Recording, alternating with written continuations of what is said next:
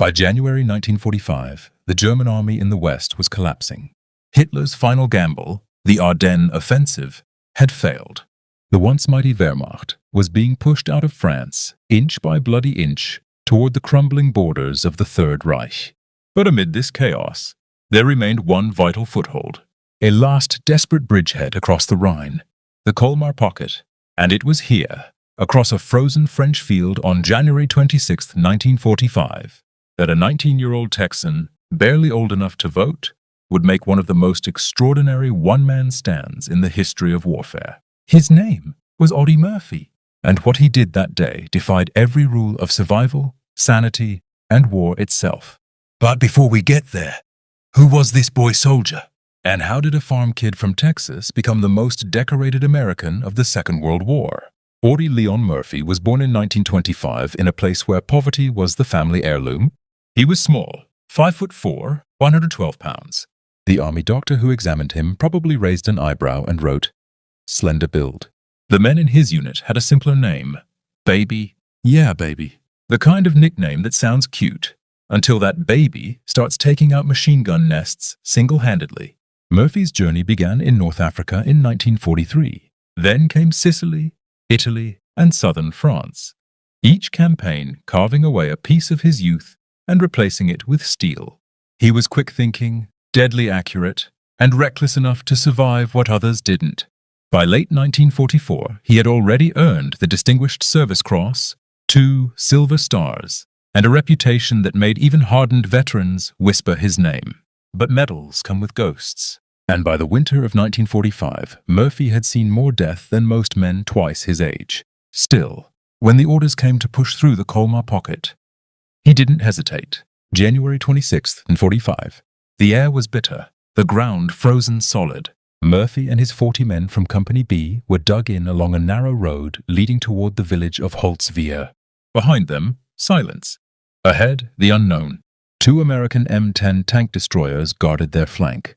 Their support line was a mile behind, and in front of them was Germany's last roar of defiance. At 2 p.m., the still air broke, the sound of engines rolling from the mist. 6 German Jagdpanther tank destroyers emerged, followed by 250 infantrymen in white camouflage. A wall of steel and snow. Let's pause here. 40 exhausted Americans against 6 tanks and 250,000 Germans. Would you stand your ground? Or would you run for the trees and pray no one saw? Murphy didn't run. He ordered his men to fall back to safety. And he stayed alone to cover their retreat. Using a field telephone, he called for artillery fire on the advancing Germans. Shells rained down. The earth shook. But the enemy kept coming. Then the first American tank destroyer was hit, its crew killed. The second M10 tried to reverse, only to slide into a ditch. Useless, gun jammed. Murphy was now the only thing standing between the Germans and his men. He fired his M1 carbine until the magazine clicked empty. Then he did something insane. He climbed onto the burning wreck of a tank destroyer and manned its .50 caliber machine gun. There he stood, 19 years old, bloodied, frozen, and utterly alone, firing at wave after wave of German soldiers. Imagine that. A boy silhouetted against fire and snow, raining bullets into an army. And somehow they couldn't kill him. For over an hour he held them off. Every time the smoke cleared, he was still there, firing, reloading, calling artillery strikes on his own position. He was drenched in blood, some of it his. But he wouldn't stop. At one point, a radio operator asked, "How close are they?" Murphy's reply, legendary, "Just hold the phone, and I'll let you talk to one of the bastards." Eventually, when his last round was gone, Murphy climbed down, limping, bleeding, and rejoined his men. Then, as if the war hadn't just tried to kill him, he reorganized Company B and led a counterattack. Moments later, the tank destroyer behind him exploded. Had he stayed a minute longer, the legend would have ended right there. When the smoke cleared, 100 Germans lay dead or wounded. The rest had fled back into the woods. Murphy's actions and his call for precise artillery fire had stopped the German counterattack cold. He was 19 years old. In the following months, his name spread through every mess hall, every barracks, every letter home. Audie Murphy. the boy who faced an army and lived. In June 1945, near Salzburg, Austria, he received the Medal of Honor, the highest recognition for bravery. He stood there, nervous and shy, as the general whispered, "I wonder if you're as nervous as I am." Murphy smiled and said softly, "Yes, sir, I'm afraid I am." After the war, Murphy became a national icon, and later a Hollywood star.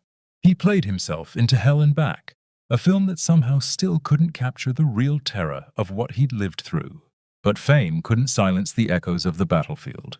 Murphy struggled with nightmares, insomnia, and the invisible wounds of war.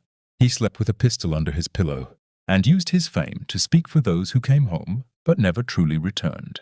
In a 1950s interview, he was asked, "What was your most memorable day of the war?"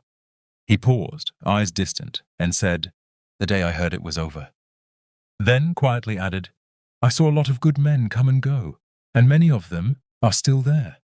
On May 28, 1971, Audie Murphy died in a plane crash in Virginia.